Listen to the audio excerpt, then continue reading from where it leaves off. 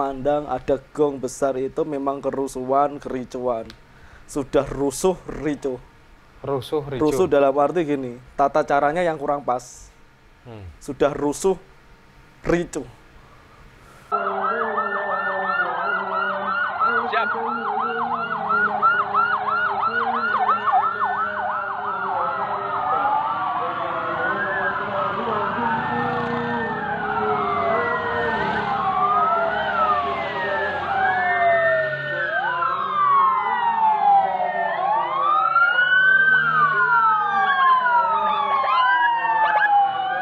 Ini memang bener ya? Ini Ya, yang salah bener. siapa ini ya? Tidak ada yang salah. Hah? Tidak ada yang salah. Kita sudah ada di garis itu. Bahwa yang namanya masa zaman ini selalu kita ada berputar, ngikutin. Dulu di tahun berapa itu ada namanya virus Spanyol.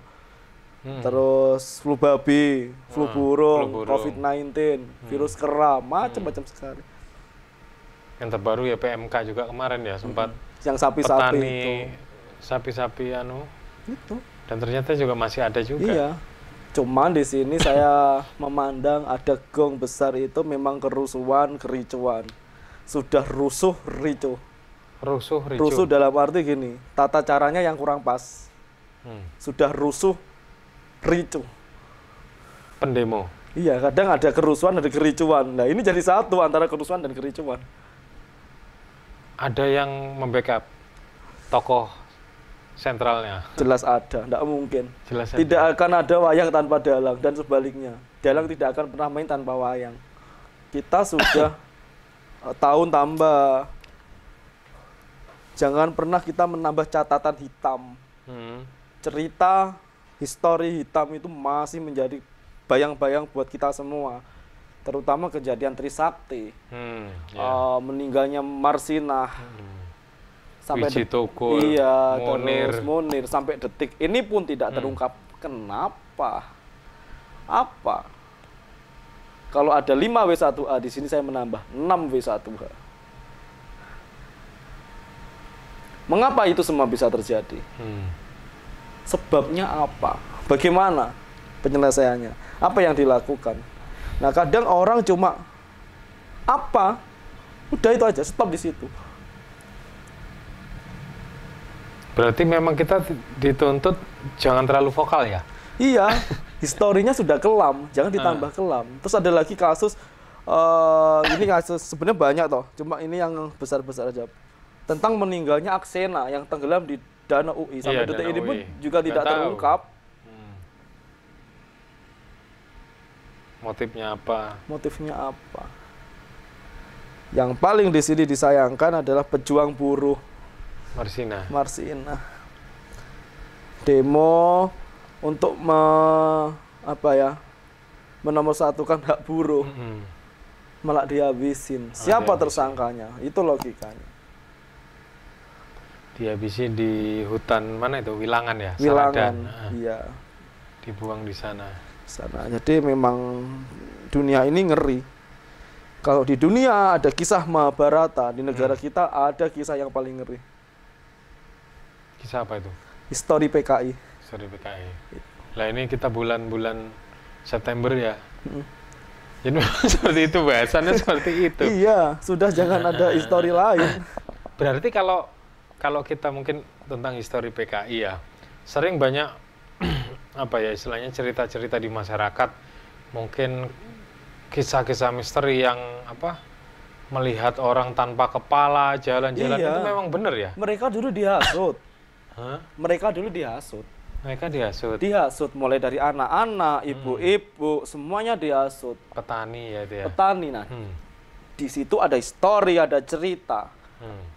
Masuk ke PKI, ayo ikut ke sana, ikut kemari. Nanti setiap orang akan dijanjikan tanah sebanyak 1 are. Nah, itu tanahnya siapa yang dijanjikan? Dalangnya apakah ada? Ada. Apakah terungkap? Tidak semua. Nggak semua ya. Tokoh ada di buku, di dalam cerita itu. Tokoh Aidit. Ada lagi yang di Kediri.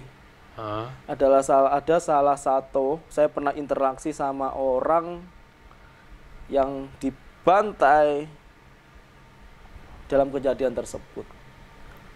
Ya, dia salah satu, kita tidak bisa nyebutin nama. Saya sempat melukis itu, dia dibunuh. Dia pun juga kebingungan. Dibunuh karena apa itu?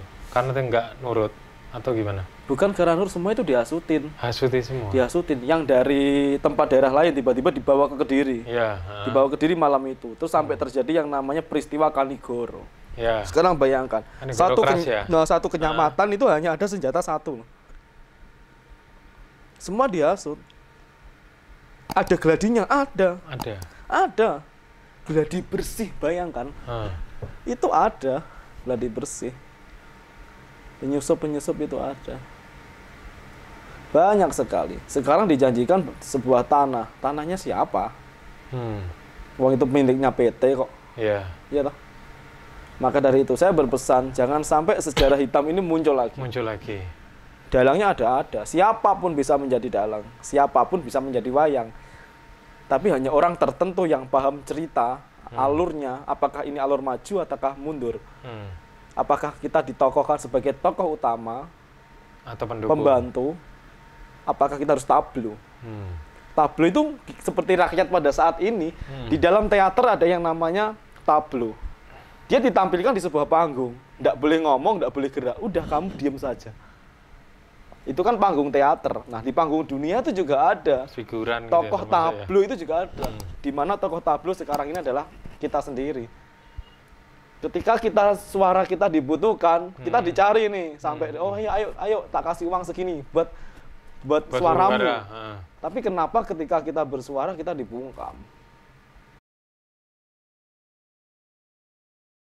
Para penonton turun ke tengah lapangan dan berusaha mencari para pemain dan ofisial untuk menanyakan kenapa sampai kalah atau melampiaskan. Dalam prosesnya itu untuk melakukan upaya-upaya pencegahan sampai dilakukan gas air mata. Karena sudah anarkis, sudah mulai menyerang petugas, sudah merusak mobil, dan akhirnya karena gas air mata mereka pergi keluar ke satu titik di pintu keluar, yaitu kalau nggak salah pintu 10 ya atau pintu 12. Kemudian terjadi penumpukan. Di dalam proses penumpukan itulah terjadi sesak napas, kekurangan oksigen, yang oleh tim medis dan tim tergabungan ini dilakukan upaya penolongan yang ada di dalam stadion. Kemudian juga dilakukan evakuasi ke beberapa rumah sakit. Bupati Kabupaten Malang ikut berduka cita dan menyesalkan adanya kejadian ini, dan mudah-mudahan ini yang terakhir untuk kejadian persepak bolaan Indonesia.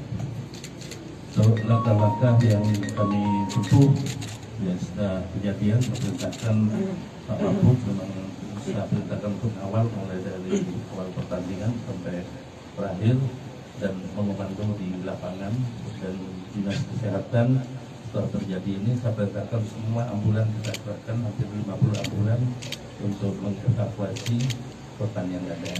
Yang kedua, yang sehat sudah perintahkan seluruh rumah sakit untuk dirawat tanpa melihat identitas, karena bagian tidak bawa identitas. Itu tadi laporan bagaimana rawat semuanya rawat, biaya semua yang nanggung.